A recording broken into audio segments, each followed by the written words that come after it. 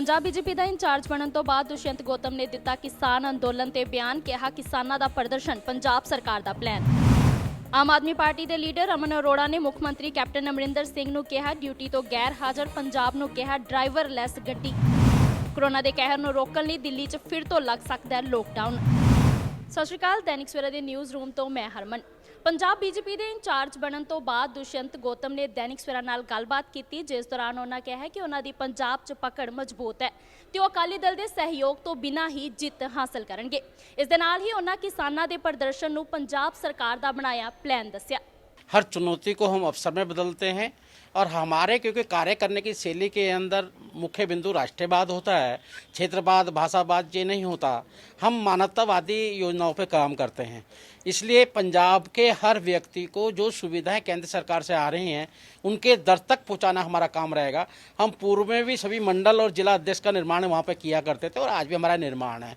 मुझे लगता है कि पंजाब हमारे लिए कोई ऐसी कोई चुनौती भी नहीं है, हम पूर्ण अपनी सरकार बनाने वाले हैं।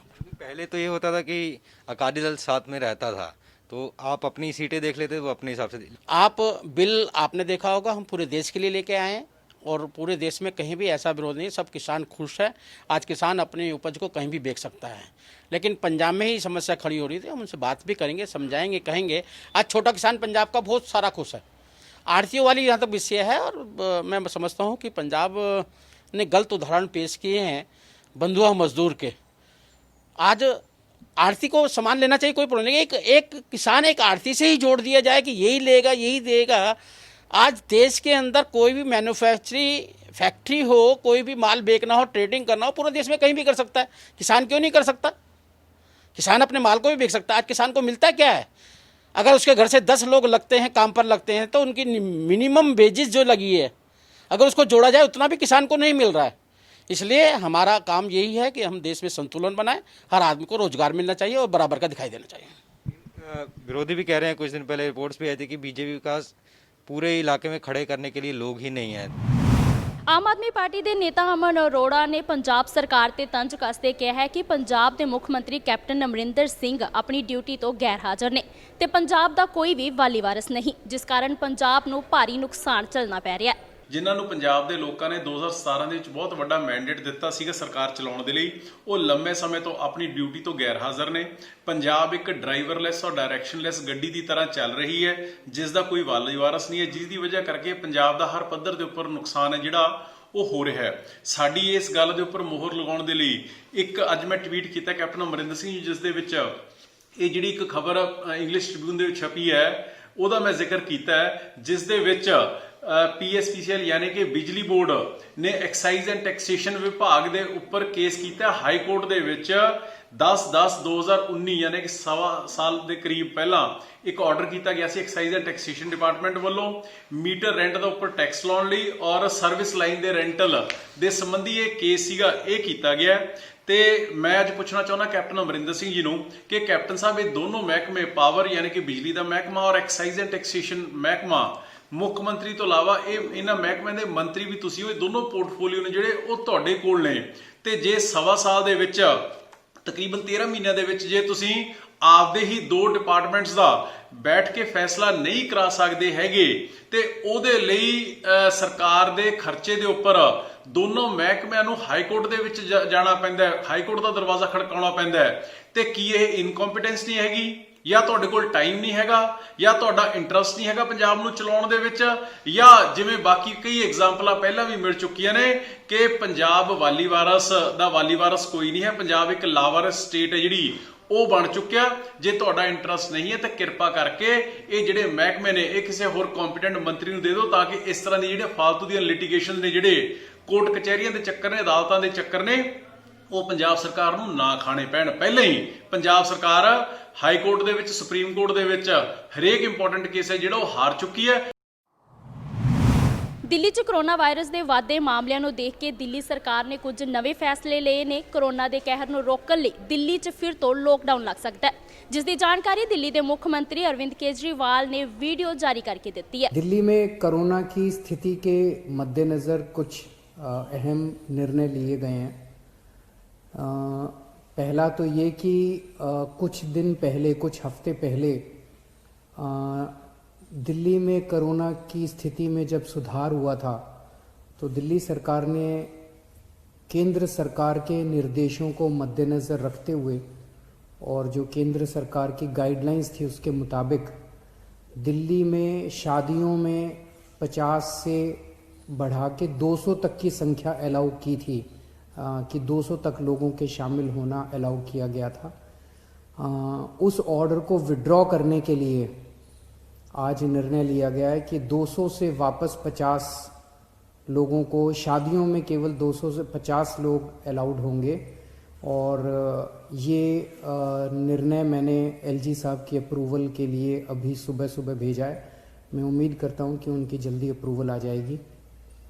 दूसरा, हमने देखा कि कुछ बाज़ारों में दिवाली के समय काफ़ी ज़्यादा ना तो लोग मास्क पहन रहे थे ना सोशल डिस्टेंसिंग कर रहे थे, जिसकी वजह से कोरोना बहुत ज़्यादा फैला। तो एक प्रस्ताव केंद्र सरकार को भेजा जा रहा है कि केंद्र सरकार ने पिछली बार जो गाइडलाइंस जारी किए थे उसमें उन्होंने कहा था कि कोई भी राज्य सरकार अगर किसी भी लोकल लेवल पे, छोटे लेवल पे भी अगर कहीं कोई लॉकडाउन लगाना चाहती है तो उसे केंद्र सरकार की परमिशन लेनी पड़ेगी। तो एक जनरल प्रस्ताव केंद्र सरकार की अप्रूवल के लिए भेजा जा रहा है कि अगर कहीं पे, अब दिवाली ख़त्म हो गई है, हम उम्मीद करते हैं कि बाज़ारों के अंदर जो इतनी ज़्यादा भीड़ थी वो भीड़ कम हो जाएगी और हमें ज़रूरत नहीं पड़ेगी। लेकिन अगर ज़रूरत पड़े और सारी कोशिशों के बावजूद भी अगर किसी बाज़ार में हम देखते हैं कि सोशल डिस्टेंसिंग और मास्क का पालन नहीं किया जा रहा और वो एरिया एक तरह से लोकल कोरोना हॉटस्पॉट बन सकता है, तो उस वहाँ पे बाज़ार को कुछ दिनों के लिए एहतियात के तौर पे बंद करने की इजाज़त दिल्ली सरकार को दी जाए। ऐसा प्रस्ताव अभी केंद्र सरकार को भेजा जा रहा है। इसके लिए भी मैंने एलजी साहब की परमिशन के लिए अभी लिख दिया है। हम सब लोग, आप देख रहे हैं कि किस तरह से सारी सरकारें मिलके कोरोना की स्थिति को काबू करने की कोशिश कर रही हैं। केंद्र सरकार का मैं खास तौर से शुक्रिया अदा करता हूं कि इस कठिन परिस्थिति में केंद्र सरकार ने दिल्ली वालों की मदद की है और सबसे बड़ी मदद है कि जो उन्होंने 750 आईसीयू बेड्स और जल्द से जल्द बढ़ाने का उन्होंने आश्वासन दिया है। इससे सबसे ज़्यादा हमें लाभ होगा, क्योंकि इस वक्त बाकी सारी, मैं एसेस कर रहा था, बाकी सारी बेड्स अभी हैं, सफिशेंट हैं। कुछ अस्पतालों में, जो सबसे बड़े बड़े प्राइवेट अस्पताल हैं, उन अस्पतालों को छोड़ दें तो अन्य कई सारे सरकारी अस्पतालों में भी हैं और कई सारे प्राइवेट अस्पतालों में भी बेड्स की स्थिति ठीक ठाक है। लेकिन आईसीयू बेड्स कम होते जा रहे थे, आईसीयू बेड्स की संख्या लगातार कम होती जा रही थी और मैं इसके लिए केंद्र सरकार ने आगे बढ़ के मैंने एक हफ्ते पहले चिट्ठी भी लिखी थी केंद्र सरकार को कि हमें तुरंत आईसीयू बेड्स चाहिए और केंद्र सरकार ने इसको सकारात्मक तौर पे हमारे को वो किया। इसके लिए मैं पर्टिकुलरली शुक्रिया अदा करता हूँ। इस वक्त सारी सरकारें, केंद्र सरकार, दिल्ली सरकार, सारी एजेंसीज, डीआरडीओ, आईसीएमआर, सब एम्स वगैरह, सब लोग मिलके पूरी कोशिश कर रहे हैं, डबल एफर्ट्स कर रहे हैं अपने कोरोना की स्थिति को काबू पाने के लिए। लेकिन ये तब तक नहीं ठीक हो सकती जब तक हम सब लोग, जब तक एहतियात नहीं बरतेंगे। मेरी आपसे हाथ जोड़ के विनती है कि आप ये कोई किसी और के लिए नहीं मांग रहे, आप ही के लिए, आप ही के स्वास्थ्य के लिए, आपकी ज़िंदगी के लिए, आपके परिवार के लिए आपसे अपील कर रहे हैं कि मास्क ज़रूर ज़रूर ज़रूर पहनिए, सोशल डिस्टेंसिंग का पालन ज़रूर ज़रूर कीजिए। कई लोगों को लगता है मुझे तो नहीं होगा, पड़ोसी को हुआ मुझे नहीं होगा। ये किसी को नहीं देखता कोरोना, ना गरीब को देखता, ना अमीर को देखता, ना इसको देखता, ना उसको देखता। किसी को भी कभी भी हो सकता है और अगर बिगड़ जाए तो खतरनाक हो सकता है। तो फिर से मैं हाथ जोड़ के सबसे अपील करता हूं कि आप please please please social distancing का पालन कीजिए और मास्क ज़रूर से पहनिए। नमस्कार। ਦਿੱਲੀ ਪੁਲਿਸ ਦੀ ਸਪੈਸ਼ਲ ਸੈੱਲ ਨੇ ਦੇਰ ਰਾਤ 2 ਅੱਤਵਾਦੀ ਗ੍ਰਿਫਤਾਰ ਕੀਤੇ ਨੇ। ਫੜੇ ਗਏ ਦੋਨੋਂ ਅੱਤਵਾਦੀ ਜੰਮੂ ਕਸ਼ਮੀਰ ਦੇ ਰਹਿਣ ਵਾਲੇ ਦੱਸੇ ਜਾ ਰਹੇ ਨੇ ਅਤੇ ਇਹਨਾਂ ਕੋਲੋਂ ਵੱਡੀ ਮਾਤਰਾ 'ਚ ਹਥਿਆਰ ਵੀ ਬਰਾਮਦ ਕੀਤੇ ਗਏ ਨੇ। ਦਿੱਲੀ ਨੂੰ ਦਹਿਲਾਉਣ ਦੀ ਸਾਜ਼ਿਸ਼ ਇੱਕ ਵਾਰੀ ਦੁਬਾਰਾ ਬੇਨਕਾਬ ਹੋਈ ਹੈ। ਦਿੱਲੀ ਪੁਲਿਸ ਦੀ ਸਪੈਸ਼ਲ ਸੈੱਲ ਨੇ ਦੇਰ ਰਾਤ ਸਰਾਏ ਕਾਲੇ ਖਾਂ ਤੋਂ 2 ਟੈਰਰਿਸਟ ਜਿਹੜੇ ਨੇ ਉਹ ਗ੍ਰਿਫਤਾਰ ਕੀਤੇ ਨੇ। ਇਹ ਦੋਵੇਂ ਜੰਮੂ ਕਸ਼ਮੀਰ ਦੇ ਰਹਿਣ ਵਾਲੇ ਦੱਸੇ ਜਾ ਰਹੇ ਨੇ ਤੇ ਕਰੀਬ 10:15 ਵਜੇ ਦੇ ਕਰੀਬ ਪੁਲਿਸ ਨੂੰ ਪਹਿਲਾਂ ਹੀ ਮੁਖਬਰੀ ਮਿਲੀ ਹੋਈ ਸੀ ਕਿ ਇੱਧਰ 2 ਸਸਪੈਕਟ ਜਿਹੜੇ ਨੇ ਆ ਸਕਦੇ ਨੇ, ਟੈਰਰਿਸਟ ਹੋ ਸਕਦੇ ਨੇ। ਪੁਲਿਸ ਉੱਧਰ ਗਈ, ਫਿਰ ਆਪਣੇ ਹਿਸਾਬ ਨਾਲ ਛਾਪੇਮਾਰੀ ਕਰਕੇ ਉਹਨਾਂ ਨੂੰ ਗ੍ਰਿਫਤਾਰ ਕੀਤਾ। ਉਹਨਾਂ ਕੋਲੋਂ 2 ਸੈਮੀ ਆਟੋਮੈਟਿਕ ਗਨ ਜਿਹਦੇ ਨਾਲ ਜਿੰਦਾ ਕਾਰਤੂਸ ਵੀ ਬਰਾਮਦ ਕੀਤੇ ਗਏ ਨੇ। ਇਹਨਾਂ ਦੋਵਾਂ ਦੇ ਨਾਮ ਜਿਹੜੇ ਨੇ ਅਬਦੁਲ ਲਤੀਫ ਇਹ ਬਾਰਾਮੂਲਾ ਰਹਿਣ ਵਾਲੇ ਤੇ ਮੁਹੰਮਦ ਅਸ਼ਰਫ ਖਟਾਣਾ ਇਹ ਜਿਹੜਾ ਹੈ ਇਹ ਕੁਪਵਾੜਾ ਦਾ ਰਹਿਣ ਵਾਲਾ ਹੈ। ਇਹ ਦੋਵੇਂ ਹੁਣ ਦਿੱਲੀ ਪੁਲਿਸ ਦੀ ਸਪੈਸ਼ਲ ਸੈੱਲ 'ਚ ਹਿਰਾਸਤ ਲੈ ਲਏ ਨੇ। ਦਿੱਲੀ ਵਿੱਚ ਕੌਣ ਟਾਰਗੇਟ ਦੇ ਵਿੱਚ ਸੀਗਾ, ਕਦੋਂ ਪਹੁੰਚੇ ਸੀ, ਕੌਣ ਇਹਨਾਂ ਦਾ ਸਰਗਨਾ, ਇਹ ਸਾਰੀਆਂ ਹੁਣ ਚੀਜ਼ਾਂ ਇਹਦੇ ਤੇ ਗੱਲਬਾਤ ਕੀਤੀ ਜਾ ਰਹੀ ਹੈ, ਪੁੱਛਤਾਛ ਇਹਨਾਂ ਤੋਂ ਕੀਤੀ ਜਾ ਰਹੀ ਹੈ। ਕਿਉਂਕਿ ਇਸ ਤੋਂ ਪਹਿਲਾਂ ਵੀ ਅਗਸਤ ਮਹੀਨੇ ਦੇ ਵਿੱਚ ਦਿੱਲੀ ਤੋਂ ISIS ਦੇ ਆਤੰਕੀ ਜਿਹੜੇ ਗ੍ਰਿਫਤਾਰ ਕੀਤੇ ਗਏ ਸੀਗੇ ਉਹਨਾਂ ਕੋਲੋਂ ਵਿਸਫੋਟਕ ਵੀ ਮਿਲੇ ਸੀਗੇ। ਉਸ ਤੋਂ ਬਾਅਦ ਤੇ ਹੀ ਲਗਾਤਾਰ ਪੁਲਿਸ ਐਕਟਿਵ ਅਤੇ ਦੀਵਾਲੀ ਦੇ ਲਾਗੇ ਛਾਗੇ ਪੁਲਿਸ ਨੂੰ ਅਲਰਟ ਵੀ ਮਿਲਿਆ ਸੀਗਾ ਕਿ ਦਿੱਲੀ ਤੇ ਹਮਲਾ ਕੀਤਾ ਜਾ ਸਕਦਾ ਹੈ। ਤੇ ਉਹਨੂੰ ਲੈ ਕੇ ਹੀ ਪੁਲਿਸ ਪੂਰੀ ਪਹਿਲਾਂ ਤਾਂ ਹੀ ਚੌਕੰਨੀ ਸੀਗੀ ਤੇ ਜਦੋਂ ਹੀ ਇਹ ਮੁਖਬਰੀ ਮਿਲੀ ਕਿ ਇਸ ਤਰ੍ਹਾਂ ਦੇ ਜੋ ਸਸਪੈਕਟ ਹੋ ਸਕਦੇ ਨੇ ਤੇ ਸਰਾਏ ਕਾਲੇ ਖਾਂ ਦੇ ਕਰੀਬ ਮਿਲੇਨੀਅਮ ਪਾਰਕ, ਹਾਲਾਂਕਿ ਪਾਰਕ ਜਿਹੜਾ ਹੈ ਉਹ ਕੋਈ ਵੀ ਉੱਥੇ ਆਂਦਾ ਜਾਂਦਾ ਹੈ, ਪਬਲਿਕ ਏਰੀਆ ਹੈ ਤੇ ਇਸ ਕਰਕੇ ਬਹੁਤ ਮੁਸ਼ਕਿਲ ਹੁੰਦਾ ਕਿਸੇ ਨੂੰ ਫੜਨਾ। ਪਰ ਪੁਲਿਸ ਨੇ ਬੜੀ ਮੁਸਤੈਦੀ ਨਾਲ ਉਹਨਾਂ ਨੂੰ ਫੜਿਆ ਤੇ ਹੁਣ ਪੁੱਛਤਾਛ ਜਿਹੜੀ ਹੈ ਕੀਤੀ ਜਾ ਰਹੀ ਹੈ। ਇਹ ਵੀ ਸੂਤਰਾਂ ਜਾਣਕਾਰੀ ਮਿਲ ਰਹੀ ਹੈ ਕਿ ਦੋਵੇਂ ਪਾਕਿਸਤਾਨ ਟ੍ਰੇਨਿੰਗ ਵਾਸਤੇ ਜਾਣਾ ਚਾਹੁੰਦੇ ਸੀਗੇ। ਉਸ ਤੋਂ ਪਹਿਲਾਂ ਇੱਧਰ ਦਿੱਲੀ ਕਿਹਦੇ ਨਾਲ ਮਿਲਣਾ ਸੀਗਾ ਜਾਂ ਦਿੱਲੀ ਦੇ ਵਿੱਚ ਕੋਈ ਘਟਨਾ ਨੂੰ ਅੰਜਾਮ ਦੇਣਾ ਸੀਗਾ, ਉਹ ਪੁਲਿਸ ਜਿਹੜੀ ਹੈ ਪੁੱਛਗਿੱਛ ਕਰ ਰਹੀ ਹੈ। ਪਰ ਇੱਕ ਵੱਡੀ ਆਤੰਕੀ ਸਾਜ਼ਿਸ਼ ਜਿਹੜੀ ਉਹ ਨਾਕਾਮ ਕੀਤੀ ਗਈ ਹੈ। ਹੁਣੇ ਪਤਾ ਲਗਾਉਣਾ ਹੈ ਕਿ ਕਿਹਦੇ ਸੰਪਰਕ ਸੀਗੇ ਤੇ ਦਿੱਲੀ ਇੰਨਾ ਅਸਲਾ ਲੈ ਕੇ ਕਿੱਦਾਂ ਪਹੁੰਚੇ। ਦਿੱਲੀ ਤੋਂ ਕੈਮਰਾਮੈਨ ਲਕਸ਼ ਨਾਲ ਨਿਤਿਨ ਮਾਨ, ਦੈਨਿਕ ਸਵੇਰਾ ਟੀਵੀ। ਨਿਊਜ਼ੀਲੈਂਡ ਦੇ ਵੀਜ਼ਾ ਧਾਰਕਾਂ ਵੱਲੋਂ ਦਿੱਲੀ ਦੇ ਜੰਤਰ ਮੰਤਰ ਤੇ ਰੋਸ ਪ੍ਰਦਰਸ਼ਨ ਕੀਤਾ ਗਿਆ। ਜਾਣਕਾਰੀ ਮੁਤਾਬਕ ਕਰੋਨਾ ਕਾਲ ਦੌਰਾਨ ਭਾਰਤ ਆਏ ਲੋਕ ਵਾਪਸ ਨਿਊਜ਼ੀਲੈਂਡ ਨਹੀਂ ਜਾ ਸਕੇ ਤੇ ਹੁਣ ਨਿਊਜ਼ੀਲੈਂਡ ਵੱਲੋਂ ਇਹਨਾਂ ਨੂੰ ਆਉਣ ਤੋਂ ਮਨਾ ਕਰ ਦਿੱਤਾ ਗਿਆ।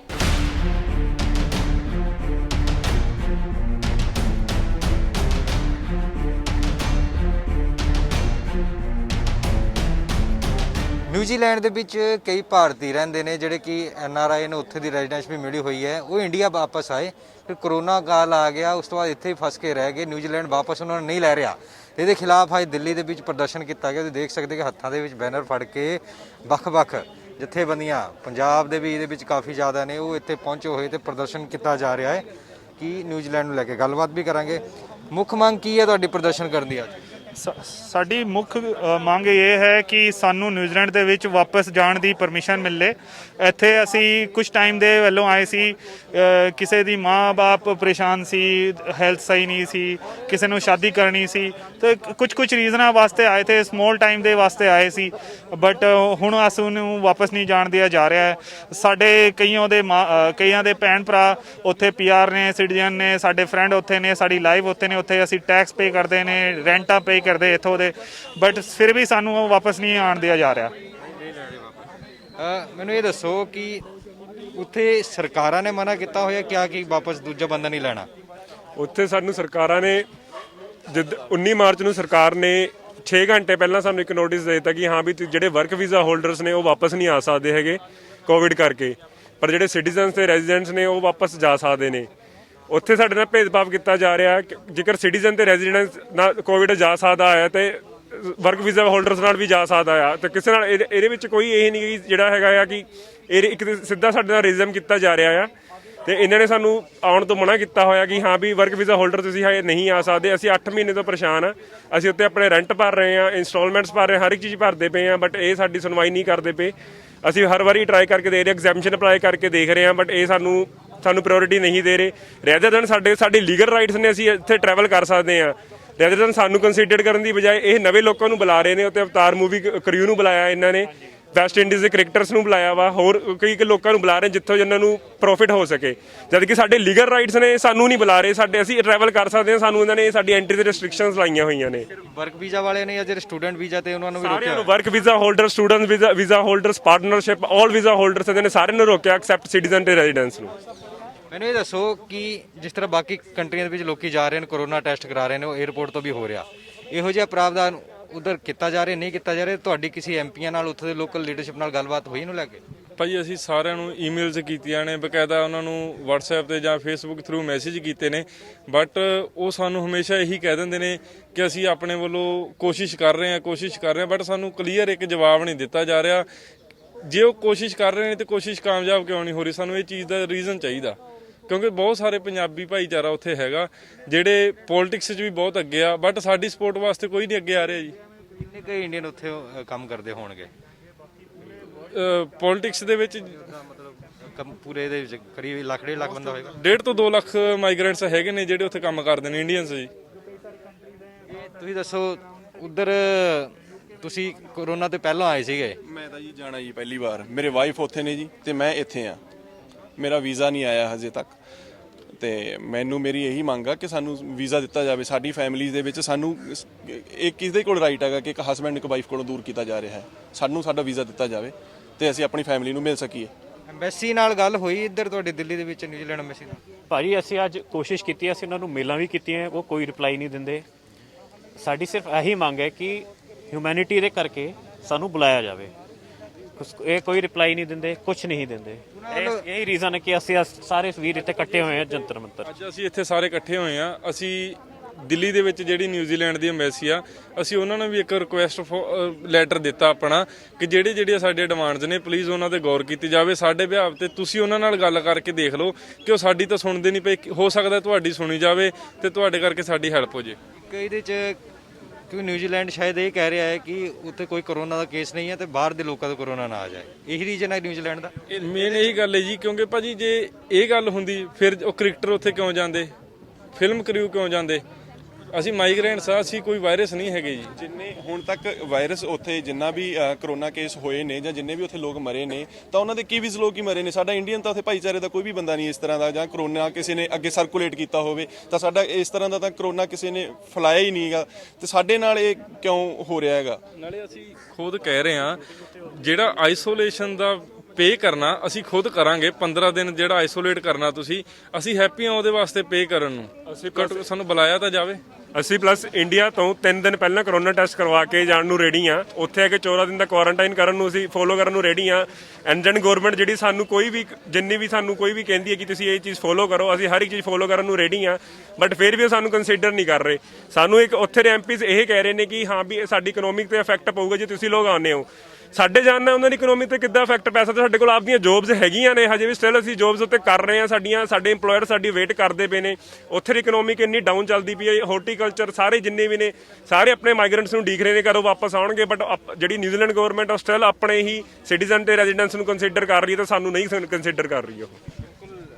ਦੇਖ ਸਕਦੇ ਕਿ ਜਿਹੜਾ ਅੱਜ ਪ੍ਰਦਰਸ਼ਨ ਕੀਤਾ ਗਿਆ, ਇਹਨਾਂ ਇਹ ਕਿਹਾ ਜਾ ਰਿਹਾ ਕਿ ਇਹ ਦਰਅਸਲ ਸਾਰੇ ਜਦੋਂ ਕਰੋਨਾ ਨਹੀਂ ਸੀਗਾ ਉਸ ਤੋਂ ਕੁਝ ਦਿਨ ਪਹਿਲਾਂ ਇੰਡੀਆ ਆਏ ਸੀਗੇ।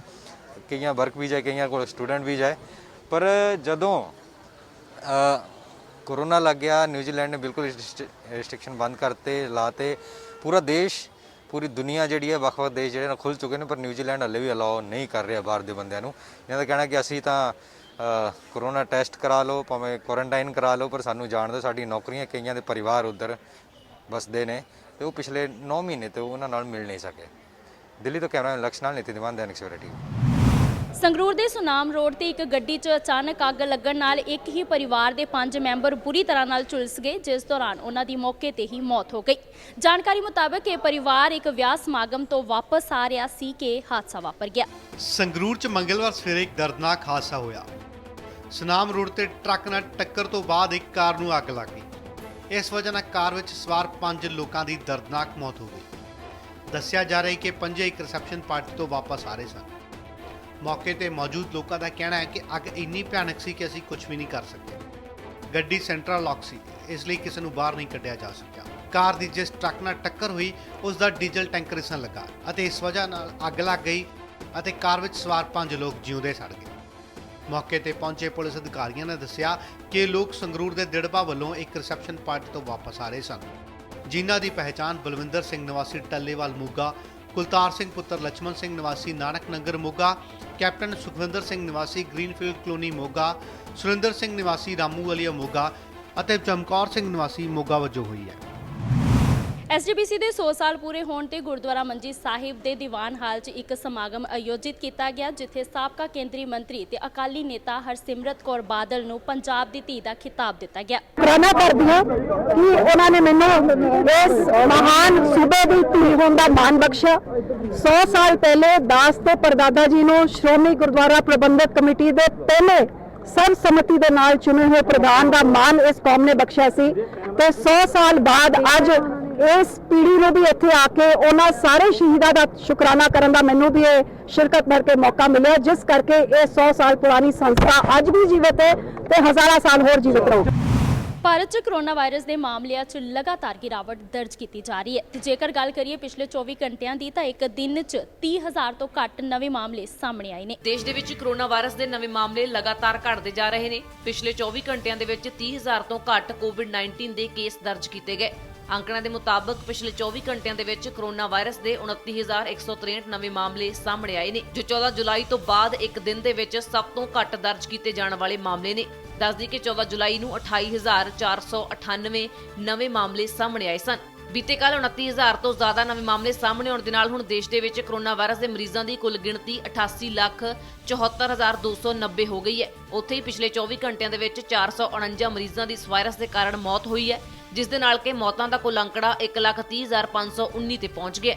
ਇੱਥੇ ਵੀ ਦੱਸਦੀ ਹੈ ਕਿ ਪਿਛਲੇ 24 ਘੰਟਿਆਂ ਦੇ ਵਿੱਚ ਹੀ 40,791 ਮਰੀਜ਼ ਕਰੋਨਾ ਨੂੰ ਮਾਤ ਦੇ ਕੇ ਠੀਕ ਹੋਏ ਨੇ ਤੇ ਦੇਸ਼ ਦੇ ਵਿੱਚ ਰਿਕਵਰੀ ਰੇਟ 93.42% ਤੇ ਪਹੁੰਚ ਗਿਆ। ਤੇ ਜੇਕਰ ਭਾਰਤ ਦੇ ਵਿੱਚ ਐਕਟਿਵ ਮਾਮਲਿਆਂ ਦੀ ਗੱਲ ਕੀਤੀ ਜਾਵੇ ਤਾਂ ਇਹ ਗਿਣਤੀ 4,53,401 ਰਹਿ ਗਈ ਹੈ। ਗੌਰਤਲਬ ਹੈ ਕਿ ਹਾਲ ਹੀ ਦੇ ਦਿਨਾਂ ਦੇ ਵਿੱਚ ਕਰੋਨਾ ਦੇ ਨਵੇਂ ਮਾਮਲਿਆਂ ਦੀ ਤੁਲਨਾ ਦੇ ਵਿੱਚ ਠੀਕ ਹੋਣ ਵਾਲੇ ਮਰੀਜ਼ਾਂ ਦੀ ਗਿਣਤੀ ਲਗਾਤਾਰ ਵਧਦੀ ਜਾ ਰਹੀ ਹੈ, ਜੋ ਕਿ ਰਾਹਤ ਦੀ ਖਬਰ ਹੈ। ਇੱਥੇ ਵੀ ਦੱਸ ਦਈਏ ਕਿ ਜਿੱਥੇ ਭਾਰਤ ਦੇ ਵਿੱਚ ਕਰੋਨਾ ਵਾਇਰਸ ਦਾ ਕੁੱਲ ਅੰਕੜਾ 88 ਲੱਖ ਤੋਂ ਪਾਰ ਪਹੁੰਚ ਚੁੱਕਿਆ ਹੈ ਤੇ ਇਸ ਦੇ ਵਿੱਚੋਂ ਹੀ 82,90,370 ਮਰੀਜ਼ ਠੀਕ ਹੋ ਚੁੱਕੇ ਨੇ। ਤੇ ਸਨ ਹੁਣ ਤੱਕ ਦੀਆਂ ਕੁਝ ਖਾਸ ਖਬਰਾਂ। ਜ਼ਿਆਦਾ ਜਾਣਕਾਰੀ ਲਈ ਜੁੜੇ ਰਹੋ ਦੈਨਿਕ ਸਵੇਰਾ ਟੀਵੀ ਦੇ ਨਾਲ। ਦੇਸ਼ ਦੁਨੀਆ ਦੀ ਹਰ ਵੱਡੀ ਖਬਰ ਦੇ ਲਈ ਹੁਣੇ ਡਾਊਨਲੋਡ ਕਰੋ number 1 news app Dainik Savera Times.